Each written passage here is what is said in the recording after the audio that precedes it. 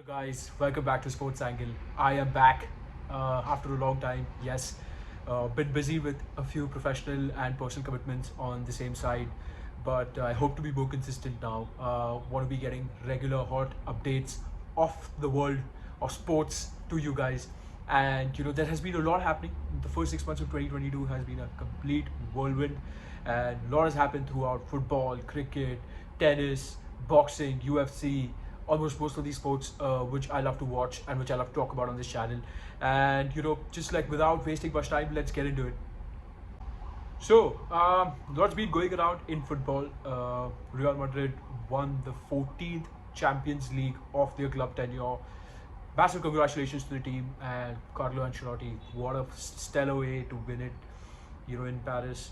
What a season Benzema's had. What a season Carlo Ancelotti and his boys have had. To be completely resilient throughout 90 minutes against a very sturdy Liverpool, who can absolutely demolish you on a counter attack. Kudos to Thiago Courtois and the entire defense for keeping a clean sheet in that kind of a high intensity final. Now, moving on to bigger things, I do believe that, bigger things because I support Manchester United, and Erik Ten Hag has finally been appointed the manager of Manchester United.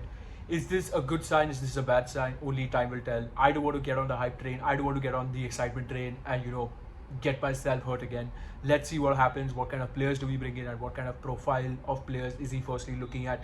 That is most important than anything else. We need to look for hungry players. We need to look for focused players. We need to look for players, who have the deliberation to win even after achieving this highs of the highs, and especially not focusing on the lows of the lows, what has been going on in the past decade or so at Old Trafford. Moving on to another sport, is India's most loved sport, which is cricket, and India's most loved tournament, which is the Indian Premier League. It was a stellar show for 2 months. What a marathon tournament. The usual suspects, Mumbai Indians and Chennai Super Kings, did not do well, but the new two franchises really leveled it up, stepped it up. Lucknow Super Giants and Gujarat Titans came into the fore and absolutely gave a wonderful show to most of the people around the globe who are IPL lovers, new fans of the franchises. Lot of good things about the IPL. Let me tell you three good things which I love. Is obviously the logistical planning of it, how it took place within a city, and there was not like many COVID cases which could have stopped the tournament. Secondly, obviously the two new franchises, the way the captains have emerged and have put a solid case across Rahul Dravid's table, being like, hey, you know what, even we can captain. Hardik Pandya and KL Rahul, I feel, are strong prospects to lead India into future tournaments, and they can become, all two of them can become, three format captains. Let's see how their fitness holds up and how the workload holds up. The third most important thing which I really loved is the emergence of youngsters, the emergence of fast bowlers, Umran Malik, Kuldeep Sen, many other, Prasidh Krishna, many other such prospects have emerged out, and this is very good to see, because India producing fast bowling talent is definitely a very, very good aspect.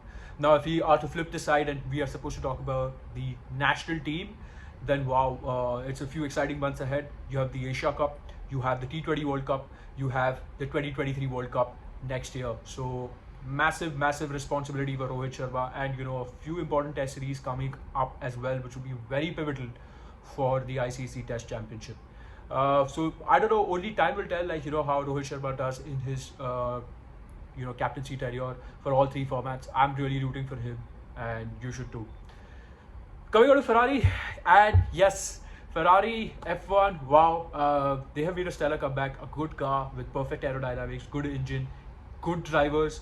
This is the first time, I think, in a long time Ferrari have clicked that particular formula of winning, of getting into the big leagues of Red Bull and Mercedes. They have kind of broken that duopoly which is going on.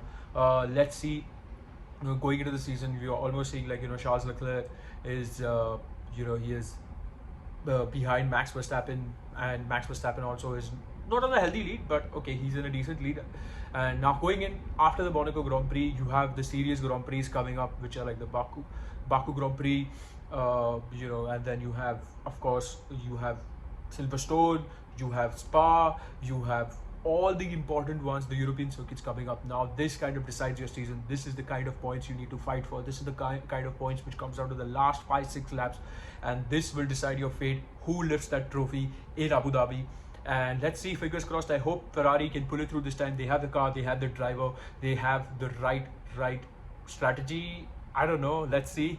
So that is very pivotal on the F1 front of it. Now let's talk about a few aspects where we are even not even looking at is the Indian badminton team winning a major trophy. You know, that kind of success has long been coming. There has been a lot of frustration over the years why they haven't been able to produce the goods or the silver, where which is expected of them. But this time it is, and it's really good to see. And lastly, but not the least, it's very important that we discuss about one thing is yes, wanting to cover the World Cup. Usually around this time, you are expecting a World Cup to start. I would have loved to make a World Cup video in which I would have talked about like my favorites, some similar to what I made for the Euros, and that would have been something great to watch. But let's see, it's a Winter World Cup this time. I'm excited to see what Qatar does as a host. I'm really having big expectations from them because this is the first time a serious tournament like this has come to Asia. A serious football tournament, let me reiterate that. It has been a fantastic journey so far as to how Qatar has kind of handled the pressure and the scrutiny which has been there. Okay guys, I'm signing off with this. Sports Angles turned 1. I'm very happy. I wish I could have done more videos. I want to do more videos. Definitely. It's been a lovely journey for the past 1 year or so, recording and editing and whatnot. It's made me learn so many things about myself, about how much I love the sport, what I can actually portray on screen, and how well I can articulate my thoughts. This has in fact helped me on that level.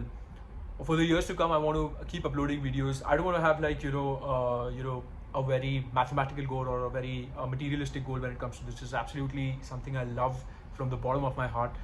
Sports is something I have dwelled on since the time I could talk or walk, and this is something so exciting. Very excited to be back in front of the camera and talking to you guys about sports. Just like throwing my thoughts out there. But do let me know in the comments below which has been your favorite episode in the past 1 year. I'm really looking forward to this. So please like, share and subscribe. Thank you. See you in the next video.